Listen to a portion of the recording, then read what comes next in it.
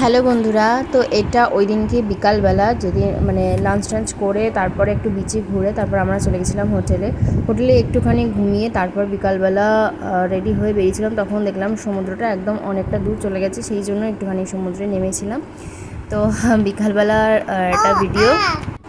তো সকালবেলা দেখেছিলাম যে সমুদ্রটা অনেকটা উঁচুতে, ওই জন্য সবাই কাউকে নামতে দিচ্ছিলো না। এখন দেখো সবাই অনেককে নেমেছে, তো আমরা ভাবলাম যে চলো একটুখানি ঘুরে নিই, তারপরে একটু খাওয়া দাওয়া করব, তারপরে রাতে ডিনার করে একেবারে হোটেলে ফিরবো। তো দেখতে থাকো ব্লগটা, আশা করি তোমাদের ভালো লাগবে।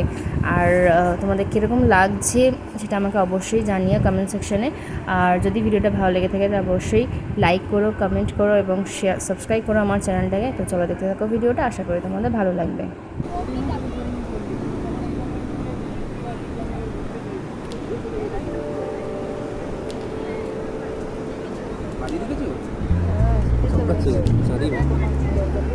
সেলফি তুলি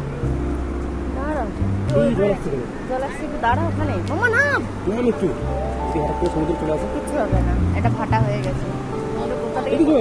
কোথায় চলে যাচ্ছে রেখেছে আমি একটু পাটা গুছিয়ে না না পাটা গুছিয়ে নিই একটু জলের পাটা লাগা, কিচ্ছু হবে না। আসছে জল মামা, নামবি তো? আরে নাম, মজাটা কোথায়? ভিডিওই করছি না। আরে একটু পা ভিজে থাকবে, পুরো অনেকক্ষণ থাকবে ওখানে। জুতোটা খুললে একটু নামিয়ে দাও, একটু যদি সমুদ্রের জলটা না লাগলো।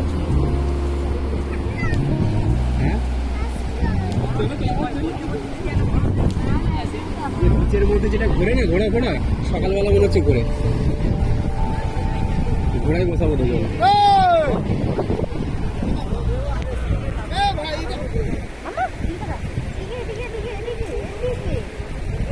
হ্যালো, না না, আমি সেলফি তুলি দাও। হাতটা পুরো বালি হয়ে গেছে। পাই না, নিচে বালি পালিয়ে যাচ্ছে। তো বালি পালাবে না উমাই, একটু এদিকে ভিডিও করো, যে ঢেউগুলো আসছে যেটা পুরো ওটা অতটা আসবে না।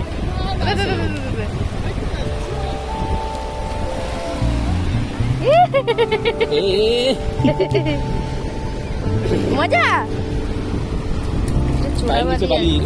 চোরাবালি আছে, পায়ের নিচে বালি সরে যাচ্ছে, চোরাবালি আছে। দেখো পা ঢুকে গেলে না, ওটা বালি যখন সমুদ্রের জলটা আসে না, বালি নিয়ে আসে, তো একটু গায়ে কিছু করে। কি মজা না? চল মাথায় একটু থেকে হ্যাঁ, আরো তো নোনা জল না, সমুদ্রের জল তো নোনাই হয়।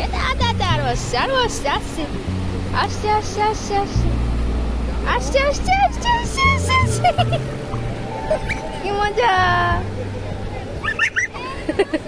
এবার আনন্দ হয়েছে, তখন থেকে খালি নামবো না করে যাচ্ছি। এখানে পুরো গর্ত হয়ে গেছে, দাঁড়িয়েছিলাম যে এই তো বলছি আমার পায়ের তলা গর্ত হয়ে যাচ্ছে। আসছে কি বলবো, সকালবেলার দিকে যখন পুরো ফাটা থাকে না, এই জলে না চান করতে হবে। তাই ভাবি এতটা জল কি করে পায়।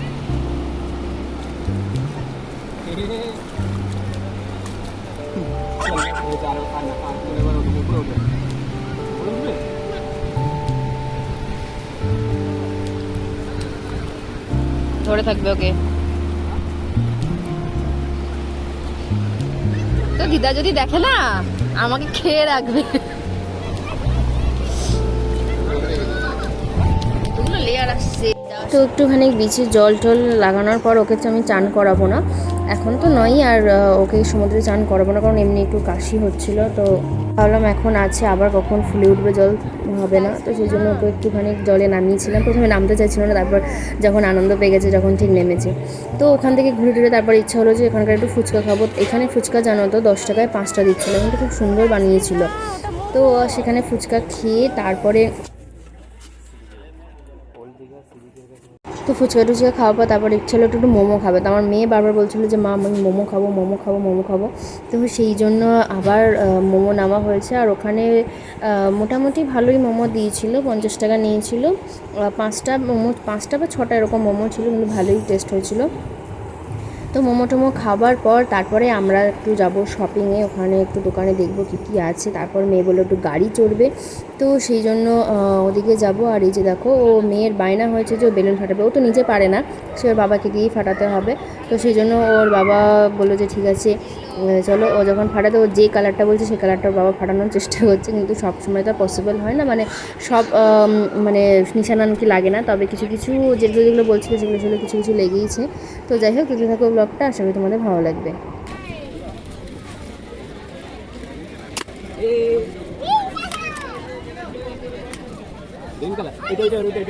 না না, রোটেট পারবে না, বেকার রোটেটের দিকে দিও না, ফাটাইনি তো, না না। এই তো ইয়েলো কালার ফেটেছে। আচ্ছা ঠিক আছে, এ অরেঞ্জ ফেটেছে। না সব আগে ভিডিও করি, দাঁড়া টিপবি না, পাপা টিপবে যখন তখন টিপবে, এখন না, হাত ধরে থাকো শুধু।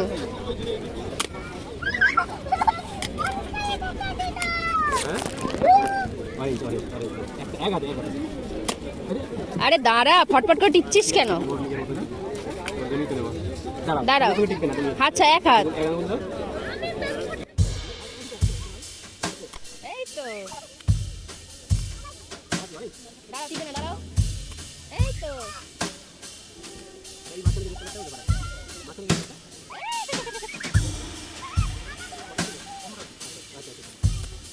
দেখে দেখে দেখে দেখে এটা তো ওয়ান আছে না,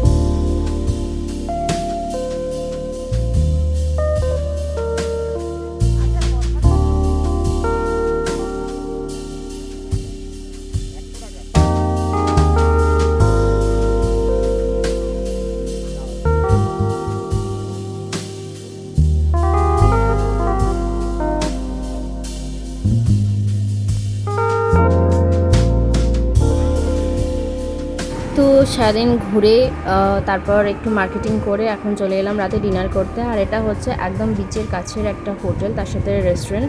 হোটেলটার নাম হচ্ছে রানীকুঠি, আর রেস্টুরেন্টের নাম তো দেখতেই পাচ্ছ, রেনবো হোটেল অ্যান্ড রেস্টুরেন্ট। তো এখানের খাবারের কোয়ালিটি, খাবারের প্রত্যেকটা জিনিসই খুব সুন্দর।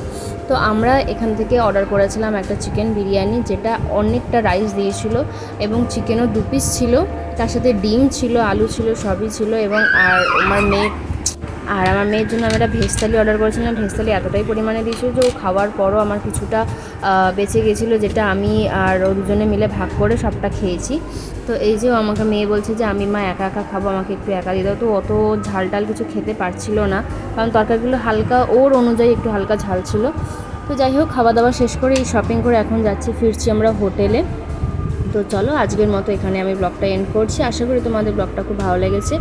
আর যদি ভালো লাগে আমি বললামই যে অবশ্যই আমার চ্যানেলটাকে সাবস্ক্রাইব করো এবং আমার পাশে থেকো।